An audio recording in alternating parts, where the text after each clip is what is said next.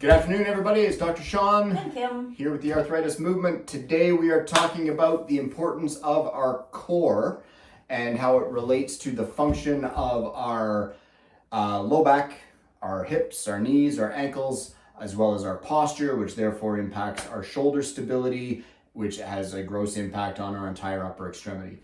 The core is the stable foundation on which all high quality movement is built. And when we don't have good core engagement and good core control, we increase our risk of injury. So we're going to go through some tips on how to activate your core, make sure that it's functioning, as well as then to progress it towards strengthening. Just to give kind of that definition of what we mean when we're talking about the core, we're talking about the musculature that is our body's natural weight belt. So I don't know if you've probably seen over the years, either whether it's weightlifters or it used to be Home Depot employees or people that lift heavy things have like a large belt around their waist. That is actually replacing our own internal core. So there is a muscle, there's our abdominal muscles which run vertically. They create our wishful and hopeful six-pack, which disappeared many moons ago for me. But underneath there's a muscle that runs across this way or transversely across our abdomen, which is called the transverse abdominis. Great name, it fits. That muscle pulls in and flattens our tummy area so that our rectus abdominis, the vertical muscles, can function in a straight line and support us through these types of flexion movements. So when we do not have activation of the transverse abdominis, we therefore don't have our biological weight belt that supports our whole back and our spine when we move, when we bend, when we lift, when we carry. So very, very simple rudimentary activities for core activation are, can you suck in your belly button towards your spine and hold it? Does it shake? Does it vibrate? Does it just fall apart? And notice the subtle change in our posture when we engage the core. So if we're just relaxed in what we call sloppy and we engage the core, immediately it pushes us up into a more stable, better functioning position. It actually creates a lumbar lordosis. The shoulders automatically roll back, the head rolls back and comes up over the shoulders, creating an entire change in our postural control. So Kim now is going to activate the core, squeeze and hold. Then she's going to slightly roll the shoulders back. Then she's going to tuck the chin. Beautiful alignment between her ears, her shoulders, her hips. If she was standing, that vertical line would run right down through the posterior aspect of her knee and towards the medial malleolus of the ankle. And all of that comes from a simple squeeze of the tummy. It's amazing how natural it actually is. You know, if you're just sitting here like this and you pull, you draw that belly button in, you actually can't do it while you're sitting like this. It just, nothing actually happens. You're not activating anything, but as soon as you pull it in, forces you up, forces your chest up. And again, like Sean was saying, roll the shoulders back, chin comes back, and everything's nice and aligned. Perfect. So second step of core activation, and the second, once we have engaged and locked down our core to the point that it is stabilizing our spine, is then can we actually engage and fire our gluteal muscles, which are our power muscles and our prime movers when we're walking, bending, lifting, carrying. Okay, so Kim, I'm gonna have you turn around this way. So the basic activation exercise, because there will be some people who are unable to squeeze and hold the core and hold 4 or 5 seconds and then relax. Now the next level is, can you squeeze and then lift with your bum, which is squeezing those bum cheeks like as if you're going to crush a piece of coal into a diamond, and then can you hold? The next step from there, as we've done in previous videos, is to engage to a lift and pull up in a squat or drop down into a squat using our glute muscles while engaging the core. Okay, so some simple activities to actually work on strengthening the core. Step 1, turn it on, turn it off. Now turn it on and try to take a deep breath in and out while holding it. Good. Also tricky. Now turn it on, squeeze your bum, and try to take a deep breath. And you'll actually feel a significant amount of actual physiological work. If we did that for 3 sets of 10, we would probably be borderline almost sweating. Curious, because it shouldn't be that difficult. Okay, so this is something we need to activate and use and train regularly in order to support our whole body function. And this is what it means to activate your core. A lot of times we hear that in exercise videos when people are talking about working out activation, right? So activating that core before you start that exercise. So this is exactly what we're talking about. Drawing that belly button in, keeping everything tight, then performing that exercise. Next level is to actually go from activation. Okay, yes, can I do a good set of 10 holds 4 or 5 seconds while breathing? Perfect. Now we're ready. We know we can control and engage our core. If not, you practice that 2 or 3 times a day for several days. It will come very quickly. These muscles are trained to do this. We just have to turn them on.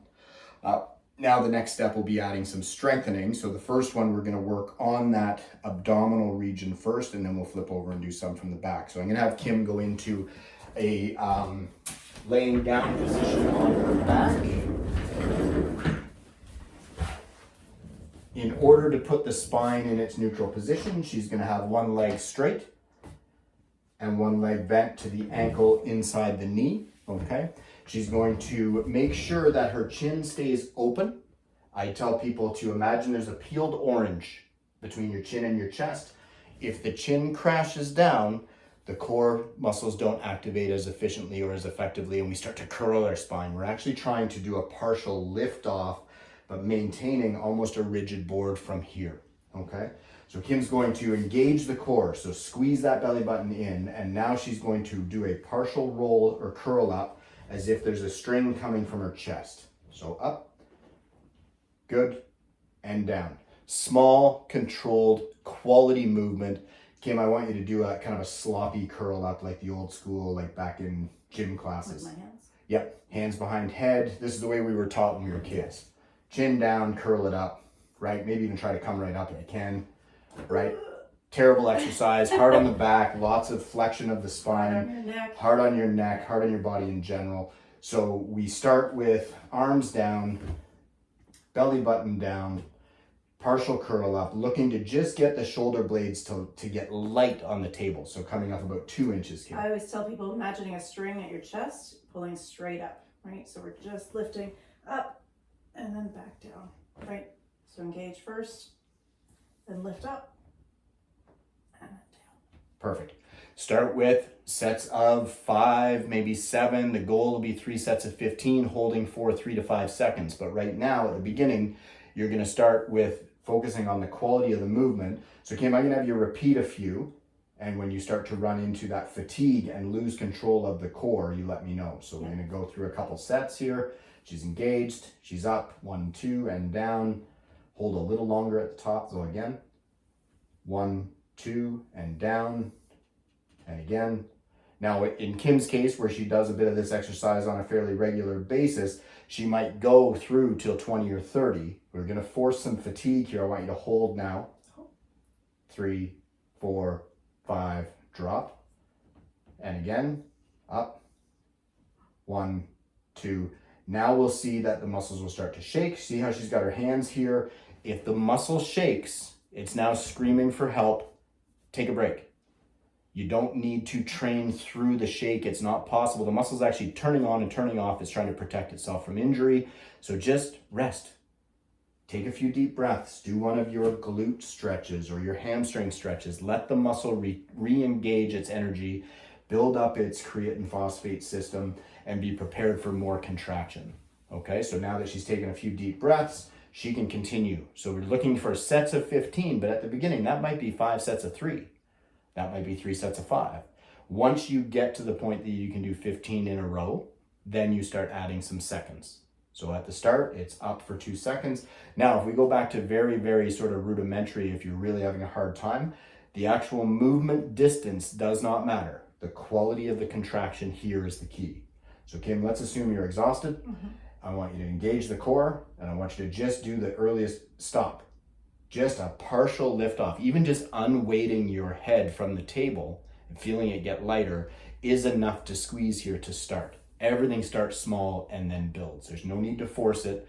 If the quality of the contraction isn't there, you're not improving your situation. Okay? Second activity is going to be a bridge. This is going to be more about the bum and the drivers of movement here. So a little bit farther out the legs. Now Kim's going to, again, every single time. Engage the core, squeeze the belly button in. Now she's going to squeeze those bum cheeks, push up into a bridge between her knee or her feet and her shoulders. She's going to come up to the point that she's got a nice straight line, a little higher. Good. And 2 seconds and back down, keeping that squeezed. Release the bum and then release the abs. The choreography is key, or you're not actually training the core to engage and control the movement, and you're just squeezing your bum. So again, squeeze at the tummy, engage the glutes, set the posture, up into your bridge, a little higher. You want that straight line as best as you can. 1, 2, and back down. So this almost has a rolling effect with your spine as you come down. You want to come down one vertebrae at a time, so you're rolling it down. Your hips are the last thing to hit. If you cannot fully extend, it's okay to do a partial as long as you're squeezing at the core. Pull that belly button in. Make sure it's gauged. Imagine somebody's going to hit you and you want to protect against it. Okay. This was actually very difficult to get all the way up to keep your core engaged. So get If as you high as lose you the can. core, drop it back down and then continue to work on it.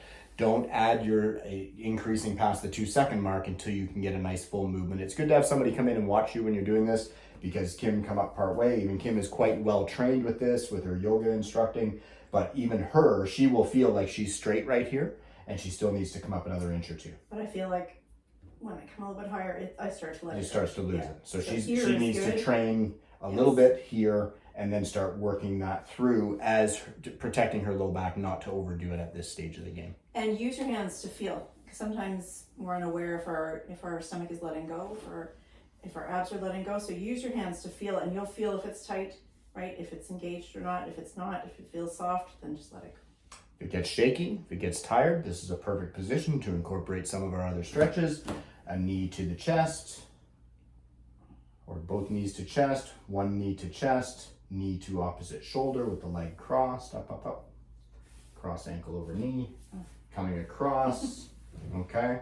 And then also just a trunk rotation, both ankles together, and roll. So this is not something that needs to require a ton more time in your day. It just needs to be incorporated into your daily stretch and warm-up routine. So we're just taking that 5-minute lower body stretch and adding a couple of minutes of core work to it, okay?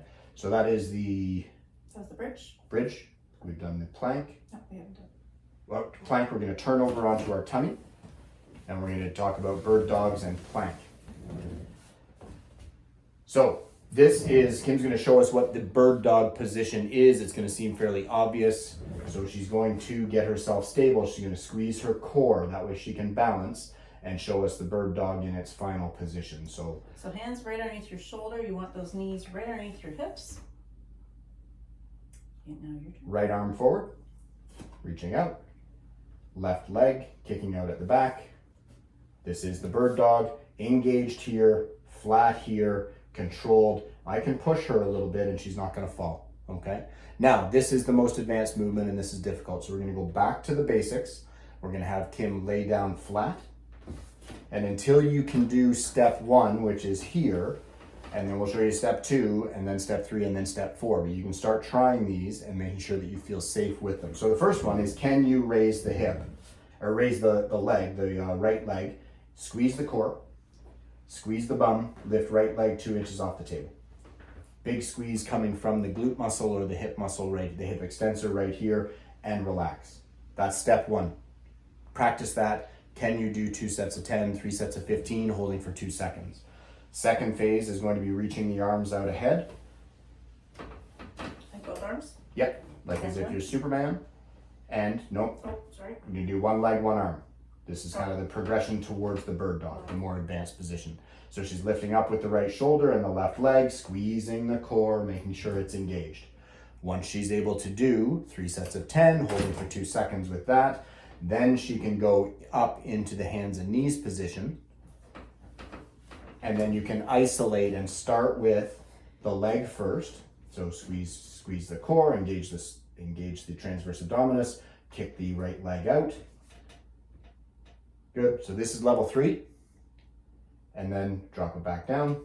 Level 4 is going to be opposite arm with the leg. So again, engage here like we showed at the beginning. Kick the leg. Reach out with the opposite arm. 1,000, 2,000, put it all back. Controlled, safe, clean, relax, reset, do the other arm. Engage the core, left leg goes out, right leg reaches, right arm, sorry. 1,000, 2,000, slowly and controlled, bring it back in. Good. Okay, so does everybody understand that progression? Make sure you send us a note if need be, but you want to start off with the easy, which is just on your tummy with one leg at a time. Then you're going to go leg and arm, then up to hands and knees, leg only, then up to hands and knees, leg and arm. Okay, so that is the bird dog. Plank is another one that's easy to do in this position. So Kim's going to start from her knees and her elbows. So again, elbows you want underneath your shoulders. There's a nice stack. Her arm is in a straight line coming down, which is distributing the load from the shoulder through the elbow. She's comfortable. Some padding underneath the elbows is good. This bench works well, but a couple of you, if you have a yoga mat, you can double or triple it up so it's a little softer under your elbows. You could use a pillow as long as it's not going to slide.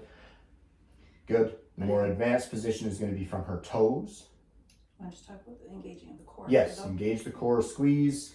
We don't want to be like this. I don't know if you can see that very well. Yeah, here she's got a scoop and she's extended in her spine. Those posterior spinal joints are going to be compressed and squeezed. So if she squeezes her core, she wants a straight line between her hips and her knees. So you can drop down just a bit, just a bit. There's a nice straight line. Down a little bit more. Good. Okay. So you really want to push through those shoulders. You don't want to be sagging through those shoulders either. Strong through the shoulders, strong belly, nice flat back. Good. And then the more advanced maneuver will be from her toes,